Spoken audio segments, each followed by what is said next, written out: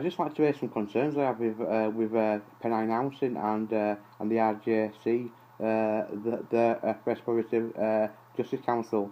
Basically, I'm doing it like this because I have no confidence with the complaints procedure because of past experience with services, and there's certain things I can't talk about, which I'd love to talk about, but I can't talk about. So I have no confidence in the complaint procedure. Now, to me, this is a very serious matter, and and I was going to leave this incident because I thought it was a kind of isolated incident, and because of past experiences, which I can't talk about, I had no confidence, and because it was causing me a great deal of stress, I was happy to leave the situation. It's about a noise dispute with an next door neighbour,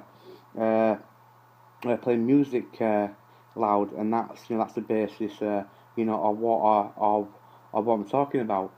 And on the first incident happened on the 13th of April, 1 o'clock in the afternoon. I was playing my guitar. In fact, it would have been earlier. Actually, it would have been earlier. I'm referring to a post, or should I say the Times. If I would call it, I'll get to that in a second. The first incident, Monday, 13th of April, knocking on my door. John Nolan, a next door neighbour, is there. I said, "Hi, what's up?" He says, "Can you turn your music down, please? It's too loud." And she was nice. She was nice about it. You turn your music down. Just as a neighbour would do if they came around to complain about something. Politely. So I said, yeah, absolutely. It's like I say, if it's loud, it's loud. I'm not a difficult person. There were no reason to say no, or go away. I'll do what I want because I'm not that type of person. And then she, I can't quote word for word, but almost other people were complaining as well, which I kind of got a bit like upset by that, a bit upset and almost, well, who was complaining? I've lived here I've lived at this property since 2007, 8 years. So a sense of other people complaining, like say, kind of moaning about it, type of thing, and not coming to me to talk to me about it. It kind of upset me, and a conversation left she put complaints in, type of thing, which got me even more angry, thinking, well, I don't, this is the first time you come round, and I don't play it excessively. When I do play it, it's loud. I'll admit when I do play it, it is loud because it's electric, type of thing, but it's not excessive all day, every day. It's never late in the evening. So I kind of got me go up a little bit, and I said, well, you go to Pennine, have you got dates? Have you got times? Have you got, have you got how many times you've been around to see me to talk about it? Have we got into an argument? Please provide some kind of evidence. So we went around the mountains a little bit, and I calmed down, type of thing. And it wasn't aggressive in a sense of it to scare somebody. It may be raised, but not to the point of where a person could be in fear. So I calmed myself down, and then I suggested, please give me the times that you're going to be out, not demand to tell me when we're going to be out, just a mutual kind of thing. But if you give me the times, that you're going to be out, and then I'll play within those times basically. So she went round, and I was just So she went round. She came back round, and I got the times. I got the list through the door of times that she would be at the premises. I did. That's exactly what I played to. I didn't play over those times at all. I played within those times, so I stuck to the agreement that we'd made. So the days went on, and then on the I think it was roundabout, because I actually threw the first letter away not actually thinking what I may need it to make reference to the actual date. I'm sure Pennine have a copy, of the actual first letter, and that was around the 17th of September, and I went round, and said, have you put a complaint in? And the first time she said she did. She was honest. As I said, could you please be honest with me? Have you put a complaint in? And she says, yeah. So I said, I don't understand why. She said because it's loud. And I said, I played with the times that that you've been out. And she said, and she said, she couldn't really give me an answer, a plausible answer, and we're kind of going around the mountains. Now, at that time, a lot got said. I gave him my phone number. At that time, and suggested, because the first time with the tone, I thought, well, maybe she feels coming round. Maybe she feels I might raise my tone, type of thing. So I had that in mind. Even though we spoke pleasantly, it were a nice conversation on the doorstep type of thing. But I gave him my phone number, and said, now, bearing in mind, I played in the Times, so I'm not playing over, But I said, well, even if you come home and it's loud, for whatever the reason, and you've got my phone, you've got my phone number, and in the recording dated 25th of the 9th, 25th of the 9th, it does make a reference, to what I said the first time I went round. So that was that. Carried on playing within the Times. She's got my phone number, and I received the second letter, this time an antisocial letter, requesting a home visit. Which kind of, when you get a letter saying antisocial, it's a bit fearful. It's like, what do you mean antisocial letter? Do you know what I mean? I don't like getting any letters like that. It's quite nerve wracking. It is quite nerve wracking. So I went round again. I went round again, which I'm gonna narrate the videos. So I'll keep this one kind of to the minimum, basically, rather than to repeat myself later on. So I received that letter around the 24th or the 25th. Either the 24th or it would have been the 25th, because it wouldn't have been the 26th. I went round on the 25th, but I might have got it the day before, or on the 25th of September. But on the 25th, I went round to see her, confused, because I was playing within the Times, and asked her, have you put another complaint in, and she denied it. Made me feel, again, other neighbours were talking about me, when I've never had a problem with any neighbour, and I've never had one complaint put in since I've lived here. So again, we were going around the mountains, which you'll hear in the recording, dated 25th of the 9th.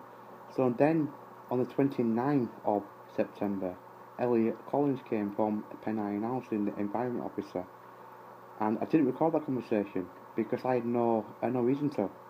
I had no reason to. I don't record conversations.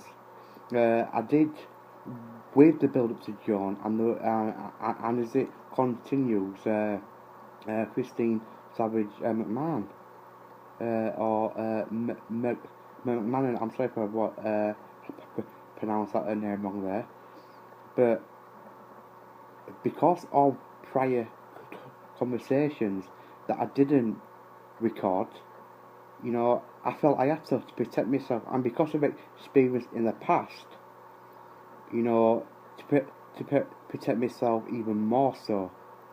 But the one with Elliot Collins, the first one, I didn't record because I thought it was a genuine situation, on his side, even though I recorded the situation on Joan's side. I didn't know if she were being victim, but I had at this point I didn't kind of think, well, maybe is there a link there type of thing. Because it's not a normal, logical, plausible situation. So at that time, I had no reason to record Elliot. I was confident in him doing his job. I was confident in what I had to say. I was confident with the evidence I gathered on the 25th, which I did email Mr. Collins a copy of that recording, and we had a chat. And I didn't want to send him a recording of me and Joan. I'll say that as well. I didn't want to send him a recording because I didn't want to disrespect his job, disrespect his judgment. I wanted him to leave it in his hands, and he can make his own mind up on the situation. But because of that your word against mine, which it clearly says, not in those words, but suggests that in the recording 25th of the 9th. So because of that, I thought I'll send Elliot, Mr. Collins, the recording. Then he's got all the information there, and then we can put an end to this whatever the problem was, with my next door neighbour at the time. Because I know that I was doing everything right. I know that I was playing within the times. So, just because a person looks kind of friendly, and the rest of it doesn't mean that person is. Looks can be very deceiving. I mean, Joan is a lovely woman, of course she is. I'm certainly not suggesting she's not friendly. But in this situation, something didn't seem right on that side. I thought, well, I don't know what her exact motives are, but I know that I'm playing within the times and she's putting in false complaints. So I gave Mr. Collins the recording, told him he had the notes, and left it with him. I thought he's got all the information there. Now we'll just hopefully that'll be an end to it type of thing. So then on the 18th of October, so that's 18th of October now, I got a call off Mr. Collins saying they're referring the case to the RJC, the Restorative Justice Council, and basically to get something signed between me and John, which I was quite happy about. So then something signed, which actually I suppose, thinking about it now, wouldn't have made a difference if we'd signed something, because the person could still carry on lying no matter what signed. But that's what I got told, and again, I didn't record the conversation with Mr. Collins at that time because I had no reason to. I was being told to sign an agreement, so I thought once this Restorative Justice Council gets in touch, they come, I sign something, and the matter is resolved. So then on the 19th of the 10th, I get a call off a Mrs. Christine Savage McMahon, just to introduce herself, and I didn't get a good impression on the first call. Hence why I started recording the calls, because of how the first conversation went. And the first conversation with Christine, I did not record. I had no reason to. As far as I'm concerned, I question John's motives because they were questionable. Under me knowing I was sticking within those times, me knowing the conversations that took place, using my logical, plausible thinking head, I was doing everything right. I was bending over backwards, to be quite honest. I'd done everything possible I could. So I didn't record Elliot. I felt confident in his judgment. And I didn't record Christine because why would I? She's from the Restorative Justice Council. She's coming to sign an agreement, and we move on.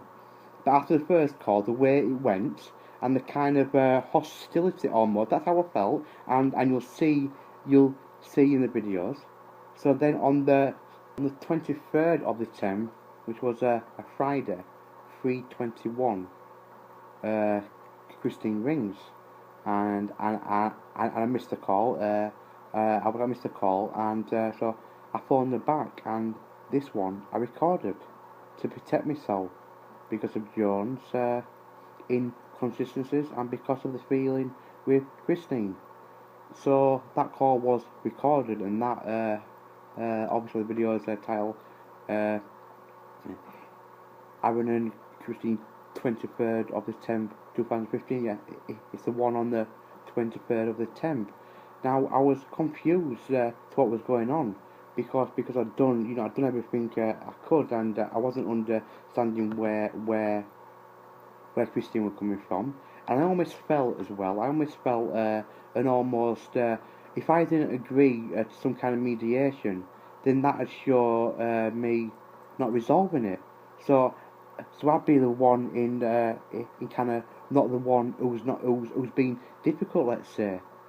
So I thought, well, okay then, I've done everything possible. So and then well, come and see me. And in parts, my tone is out of place, but a person's would in my situation, it would be out of tone. So on a daily basis, having a nice conversation, do I show any kind of tone? No. There's obviously a reason why a person shows tone, and in this case, a person would kind of get annoyed and frustrated. So she said she was going to ring Monday. I never got a call on Monday. So then she phoned on the Tuesday at 1:39, and in the recording again, the matter wasn't resolved. So she arranged to come that day, and she came. Now I recorded the conversation both on my phone, also on my movie maker, on record narration. And in that conversation, I did generally feel intimidated. And as much as I might come across confident, you don't see how a person's feeling. Feelings don't have looks. Well, you can have an expression, or you can express how you're feeling. But when you're in a situation like that, it was very daunting to say the least. And I'm the one who's being difficult. I'm the one who's almost been intimidating. So then Christine left that day, and in that recording as well, the one dated the 27th. I cut the last bit off because of personal reasons. But I can produce I can produce a full copy, and plus as well, you get the basis of what gets said up until that point. There's nothing in there, kind of for a reason why I wouldn't put it up, apart from personal reasons. Let me just say that. But I want to explain that. Why I said it at the end. But again, and I must emphasise this. It clearly shows an almost one-sided, not listening to my side, because of Mrs. Nolan's it not being resolved. Then it's not being resolved, and in Christine's own words, if one person isn't happy, then it's not resolved. And I do point out, so if one person says it's not resolved, it's not resolved. That could go on forever. One person could be vindictive. I said, it's like, you don't know her, type of thing. So she left, and then on the 28th. Now, by this point, the day before, I did mention to Christine actually that I'd recorded the conversation with John and sent it to Zip9 through an email, and so Christine rang, but I missed the call, so I rang her back. The phone went down straight away, and then she rang me back straight away, and said it was a new phone and pressed the wrong button. Now, sometimes you've got to kind of have an eventuality situation, and I kind of had that thought, of her putting the phone, not the thought of putting the phone down, but a situation where if she rang me or someone rang me. Now, I don't have an incoming call recorder on my phone. I've only got outgoing calls. So what I did then, Movie Maker, I put a picture on Movie Maker, just added the time to a good 40 minutes, type of thing. So I've got enough recording time for a conversation, and that's what I did. I put 2 pictures on, type of thing, and that's what you see in the videos. And I pressed record on narration and had my phone on loudspeaker. So now I can't say she put the phone down because she obviously gathered I was recording phone calls. I can't say that. I mean that'd be slanderous, wouldn't it? That'd be kind of what questioning someone's character. I'm not saying she did, but when she rang me back before on loudspeaker and recorded the conversation on what Movie Maker, and in that conversation, on the 28th, everything's all right. It's like she's had what got to think about it, and John's happy, and and know it's been happening at night time, which it hasn't. No, it's been happening during the daytime. Actually, I've been playing within the times, and and not to an excessive amount at that. So we've gone, from Tuesday it not being resolved, then to Wednesday, kind of not resolved. To now everything's great, and it has been for a while, but we need to put things in place to make sure it doesn't get difficult again. So after that phone call, I just wanted to put an end to it. I was tired. By this time, I really wanted to put an end to it.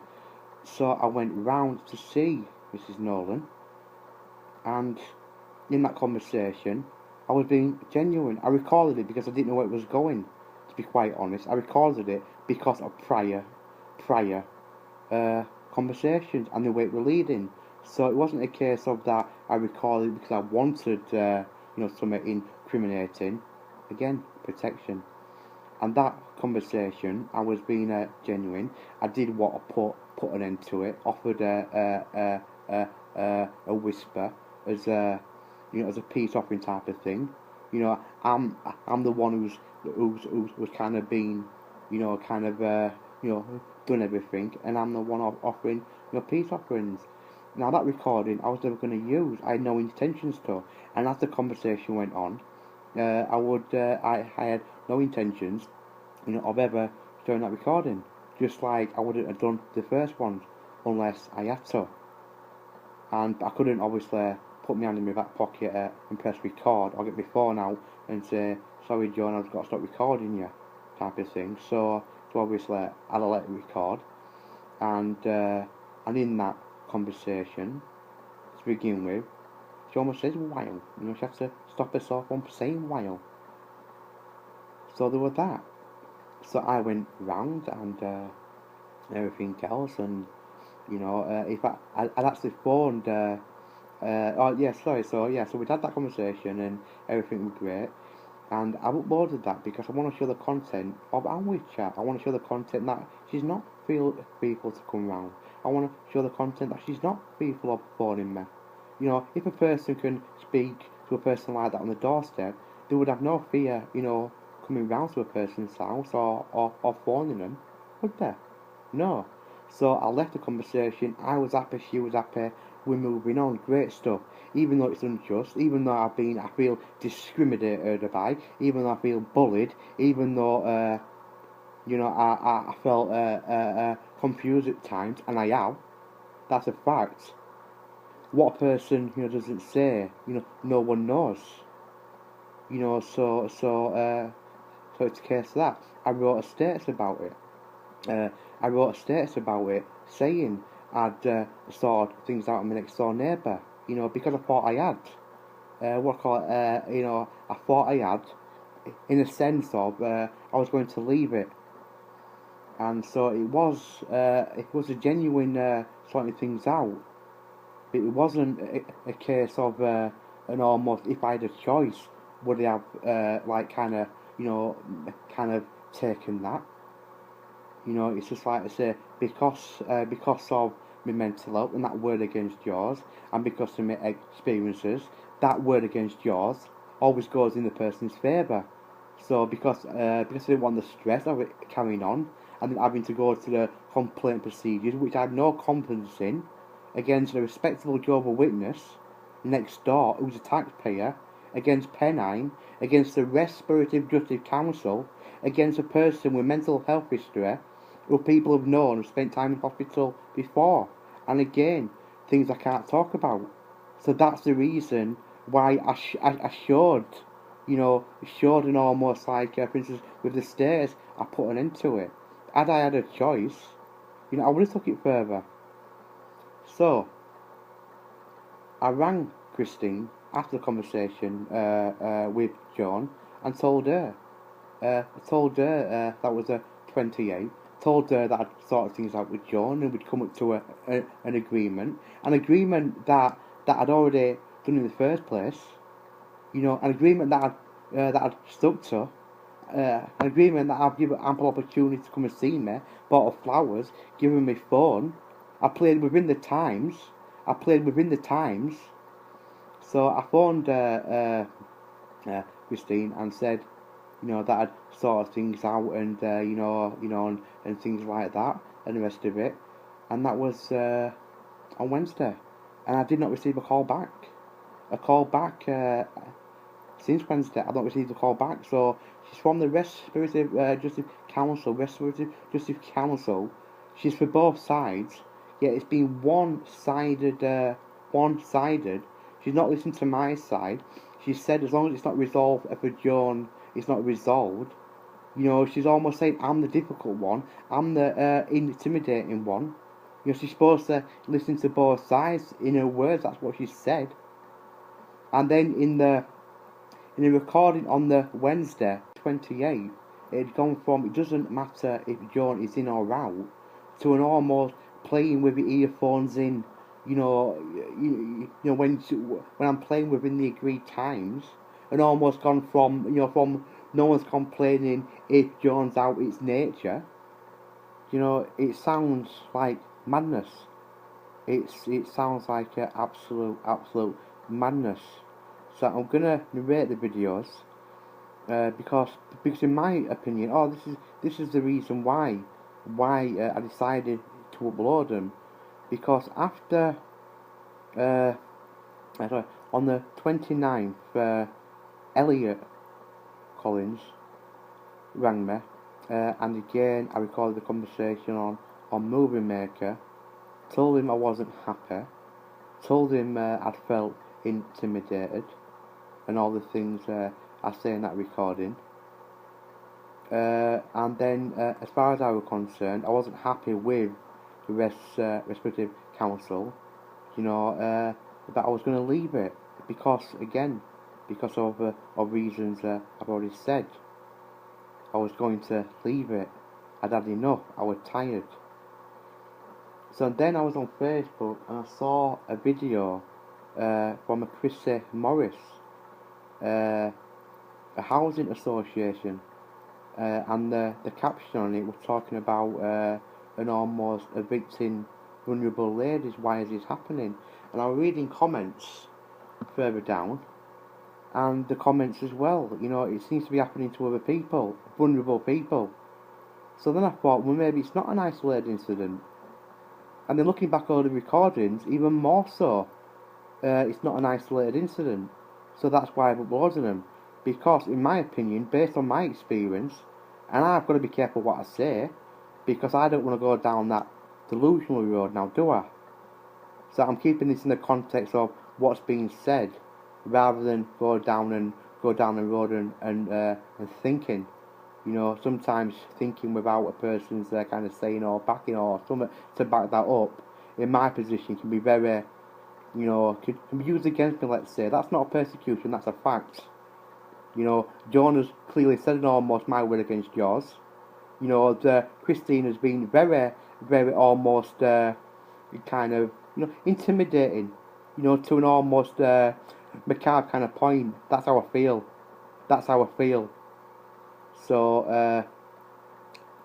yeah, I read the comments and I thought it's not an isolated. I don't believe it's an isolated incident. So I'll share my experience because yeah, I'm sorry for repeating myself. I don't believe it's isolated based on the content of the videos, based on the content of the evidence provided, based on the content of what Jonah said, what Christina said, the entire back and forth, the contradictions, the lies. That on Wednesday it wasn't resolved, and almost if it's not resolved with her, it's not resolved. An almost agreement that I've done everything I can, an almost agreement that I don't play at nights. I played in the Times, and then we go to a kind of everything's all right, everything's fine. We're going to send an environment officer around just to tell you about noise. Why? I'm playing in the Times. It doesn't matter what volume I can play at. It's almost a sense of almost John being on holiday. On holiday, in a case of miles away, and she's sat there and she's thinking about my music, even though I don't play it while she's in. It's almost thinking about my music and phoning Pennine, saying, "I'm not at home. I'm in Morecambe, but I'm just thinking about Aaron's music, and it's really upset me. I wanna read my book in my caravan." And then her phoning, and then Christine saying, "Joan's on holiday and she can't read a book because she's thinking of your music." That's how bizarre it is. So I'm uploading these videos because I believe it's not an isolated incident, and I'm sharing my thoughts, and it's as simple as that. Basically, I'm gonna narrate the videos because I generally feel intimidated. I feel I've been discriminated against. I believe, again, I've got to be careful what I say. But I'm not happy. I'm really not happy, and I don't have no faith in the complaints procedure when the complaints procedures go directly to Pennine. It's almost like a convict giving himself his own sentence. It's almost like an ice cream man, testing his own ice cream to make sure it's above, standards. Do you understand what I'm saying? So I have no confidence giving me complaint to Pennine when I believe, based on the content, and the rest of the council, and John's own words, that in my logical, plausible, sound-minded opinion, this is not a genuine case. Anyway, that's it. So please watch the videos. Please understand the videos. That's more important. And I would like for my family as well, please, some support. Some support with this, because I generally feel tired. I generally feel victimised here, and I've done nothing wrong. I bend it over backwards without repeating myself. Anyway, I'll leave it there.